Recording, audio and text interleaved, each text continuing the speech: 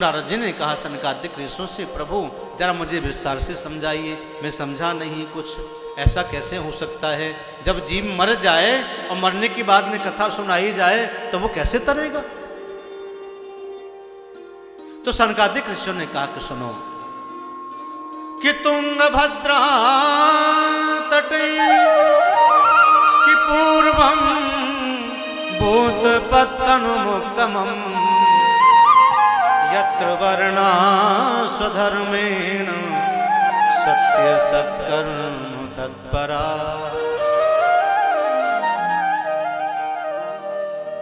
तुंगभद्रा नदी के तट पर एक नगर बसा है, जिस नगर का नाम है उत्तम नगर। उत्तम नगर में एक ब्राह्मण रहते हैं, आत्मदेव नाम के। आत्मदेव ब्राह्मण के यहां कोई संतान नहीं थी, संतान के लिए बहुत लालायित था। आत्मदेव की पत्नी का नाम धुंधली, क्योंकि धुंधली कभी चाहती नहीं थी कि हमारे यहां कोई पुत्र हो, मैं गर्भ धारण करूं। ब्राह्मण तो परमात्मा की उपासना करने वाला, लेकिन ब्राह्मणी अलग, पाप करने वाली, पाप में रत रहने वाली, मिथ्या झूठ बोलने वाली। जो लोग झूठ बोलते हैं ना, झूठ बोलने वाले लोगों का पुण्य क्षीण हो जाता है।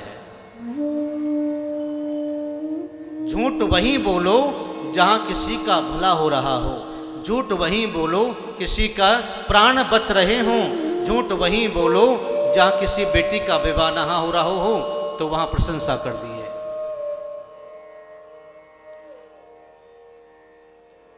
लेकिन व्यर्थ में ही अगर व्यक्ति झूठ बोलता है, द्वंद्व करता है, ईर्ष्या करता है, झगड़ा करता है, लड़ाई करता है, यहाँ वहाँ इधर उधर घूमता है, भ्रमण करता है, पाप करता है, पापाचार में रत रहता है, ऐसा व्यक्ति का मन व्यग्र रहता है। धुंधली वैसे ही थी, धुंधली चाहती नहीं थी। आत्मदेव बूढ़े हो गए, मन में विचार किया कि संतान कोई है नहीं, संपत्ति तो बहुत है, कौन भोगेगा। एक बार निर्णय करके, संकल्प करके वन में चले गए और वन में जाकर के तपस्या करने लगे। भगवान ने अपने दूत भेजे संत को। एक महात्मा जी आए, महात्मा जी ने देखा कि ये ब्राह्मण लगता तो कोई पढ़ा लिखा है, ये ब्राह्मण सच में लगता है कोई विद्वान है, लेकिन यहाँ वन में और रुदन क्यों कर रहा है, उदास क्यों बैठा है, क्या कारण है?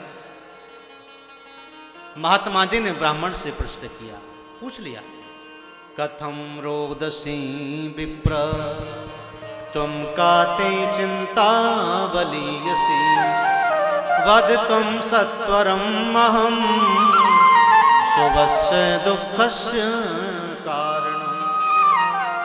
ब्राह्मण देव, आप उदास बैठे हो, रो रहे हो, क्या कारण है, मुझे बताओ आपका दुख का कारण।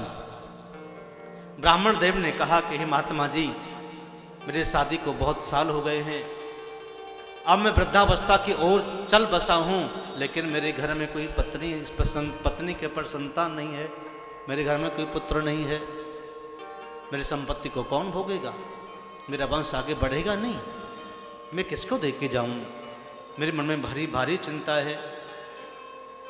महात्मा जी ने उन संत की बात को समझ करके, सुन करके समझाने का प्रयास किया। क्या करोगे पुत्र लेकर के?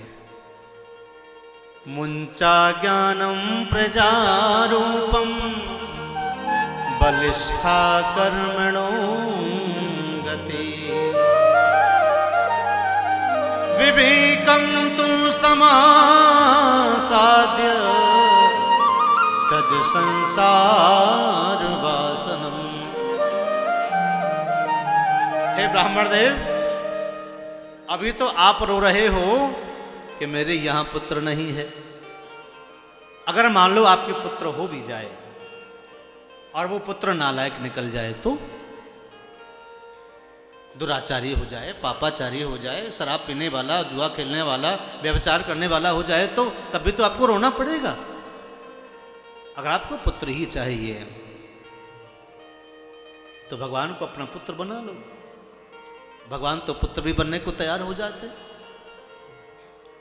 भगवान को चाहे पुत्र बनाओ, चाहे मित्र बनाओ, चाहे पिता बनाओ, जो आपकी इच्छा हो बनाओ, सब कुछ बनने को तैयार हो जाते। कैसे भी शरण में तो आ, मेरे से कम संबंध तो जोड़, प्रेम तो कर, रिश्ता कोई बना मेरे से, आ तो सही, एक बार शरण में आ जा। ब्राह्मण की बात समझ में नहीं आई संत की। कहा कि नहीं, चाहे कुछ भी हो जाए, मुझे पुत्र चाहिए। संत ने बहुत समझाया कि क्यों आप ममता कर रहे हो, देखो देखो जल्दी आओ, मैं क्या लेके आया हूं। धुंधली अंदर से गालियां देती हुई आई, क्यों हल्ला कर रहे हो, क्यों परेशान कर रहे हो। ब्राह्मण देवता ने कहा, देख देख, एक महात्मा का ये फल है, प्रसाद है, इसे भक्षण कर, तुझे संतान हो जाएगी, हमारे घर में एक पुत्र आएगा संत की कृपा से। धुंधली ने कहा कि कोई फल खाने से संतान होती है क्या, पागल हो गए हो। ब्राह्मण देवता तो श्रद्धावान, क्योंकि संत की उस वाणी में, उस फल में ब्राह्मण का पूरा विश्वास छुपा हुआ था। लेकिन धुंधली के मन में विश्वास नहीं था। जिसको जिसके ऊपर विश्वास ना हो, उसके मन में उसके प्रति अनेक प्रकार की दुर्भावनाएं जागती हैं। अगर विश्वास एक है और विश्वास टिका है तो अच्छी अच्छी बातें आती हैं। धुंधली ने कहा कि ठीक है, मैं देखती हूं। पड़ोसन से पूछा, देखो हमारे ब्राह्मण देवता कैसे पागल हो गए, फल लेकर के आए, फल खाने से मुझे संतान हो जाएगी, कैसा होता है। लेकिन जैसी धुंधली वैसे उसकी सखी सहेली, वैसे ही उसे ज्ञान दिया, उपदेश दिया। अपनी बहन से कहा, बहन को अच्छा अवसर मिल गया। बहन ने कहा कि ऐसा कुछ नहीं होता, और तो एक काम कर, इस फल को, हमारे यहाँ गाय भी तो है, गाय भी तो बहुत दिन से है, गाय की कोई अब तक बालक नहीं हुआ है, वो भी बांझ है, इस फल का भी परीक्षण हो जाएगा, इस फल को गाय को खिला दे। और सुन, मेरे यहाँ 9 बालक तो हो गए, 10वां होने वाला है, तो चुपचाप इस 10वें बालक को मैं दे दूंगी। मैं धनहीन हूं, तू श्रीवान है, तू धनवान है, मुझे कुछ धन दे देना और मैं तुझे ये अपना बालक दे दूंगी। ये बात धुंधली की समझ में आ गई। धुंधली ने कहा, ठीक है, ये बात ठीक रहेगी कि ब्राह्मण देवता को कह दे मैं गर्भवती हो गई। आडंबर और दुराव छुपाव मिथ्या और छल कपट प्रपंच आदि की जो सोचने की संतान होती है ना, वह अवश्य ही घर को नष्ट करने वाली होती है। गर्भवती स्त्री को कभी भी छल नहीं करना चाहिए, कभी कपट नहीं करना चाहिए, किसी से द्वेष नहीं करना चाहिए और ना क्रोध करना चाहिए, ना झूठ बोलना चाहिए। जो आप जैसा करोगे वैसे गुण उस बालक के अंदर अवतरित हो जाते हैं, उतर आते हैं। उस बालक का जीवन वैसा बनता है जैसे मां के भाव होते हैं गर्भकाल में।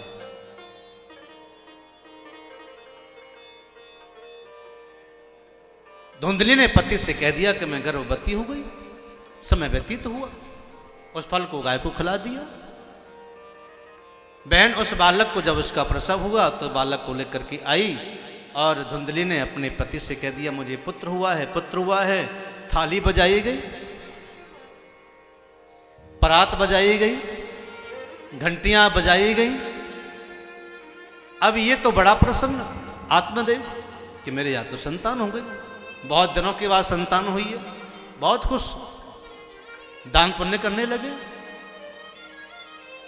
जब नामकरण की बारी आई तो धुंधली ने कहा कि ब्राह्मण देव, जैसा तुम्हारा नाम है वैसा ही तुम रखोगे, लेकिन मेरा नाम है धुंधली, मेरा पुत्र का अधिकार मेरा है, जैसे मैं कहूंगी वैसे ही होगा।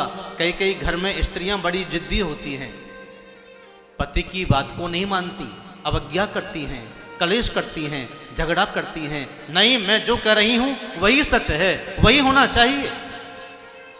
पति न माने तो झगड़ा। धुंधली ने कहा कि नहीं, मैं नाम रखूंगी अपने बालक का, तो नाम रख दिया धुंधकारी। मां धुंधली और पुत्र धुंधकारी। जब गाय से वो बालक पैदा हुआ तो उसका सारा शरीर मनुष्य का, लेकिन कान लंबे लंबे गाय के जैसे। उसका नाम गोकर्ण रख दिया गया। धीरे धीरे बालक बड़े हुए। गोकर्ण अपने पिता की सेवा करता था, ध्यान रखता था, लेकिन धुंधकारी तो बस जाकर के पड़ोसियों के बालकों को पकड़ा और कुएं में फेंक करके आ जाता।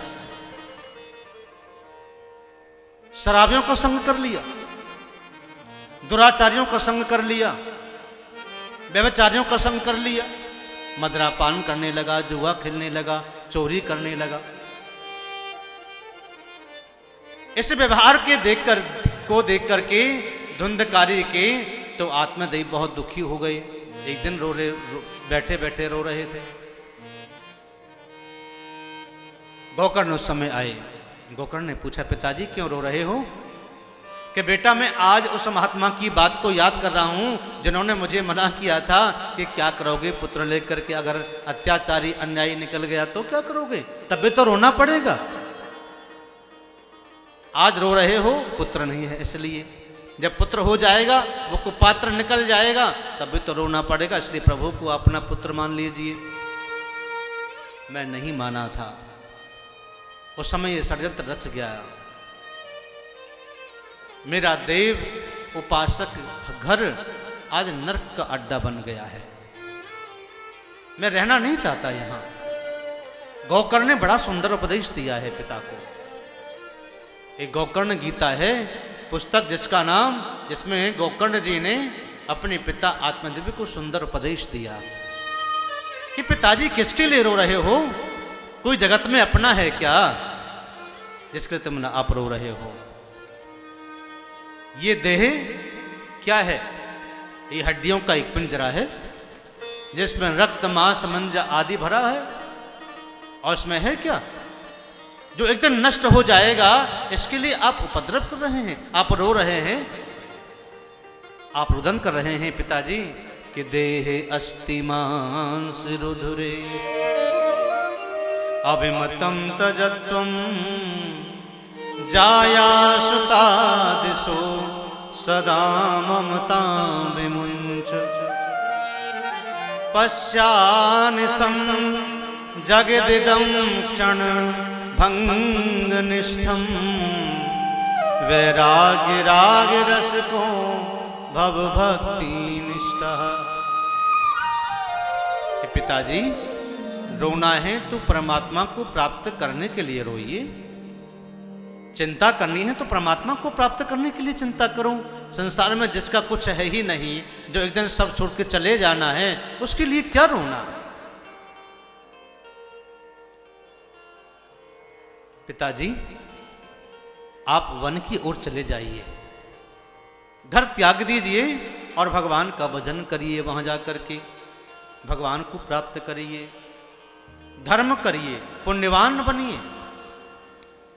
कि धर्म भजस्व सत्यतम त्यज लोक धर्मान सेवस्य साधु पुरुषा जहि काम तृष्णा।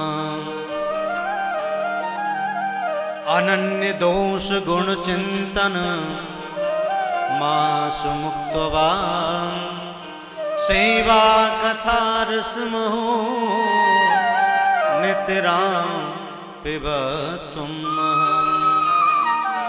हे पिताजी, संतों की सेवा करो, भगवान की कथा का रसास्वादन करिए, भगवान का भजन करिए, उनको ही अपना मानिए। गोकर्ण ने पिता को समझाया, उपदेश दिया। उपदेश जब सुना आत्मदेव ने तो समझ में आया, घर को त्याग दिया, घर त्याग करके चले गए वन की ओर। गोकर्ण भी पिताजी के साथ साथ ही निकल गया तीर्थ यात्रा करने के लिए। सब्सक्राइब करें रामकृष्ण शास्त्री जी के YouTube चैनल को और हमारे वीडियोस को सबसे पहले देखने के लिए बेल आइकन को दबाना न भूलें।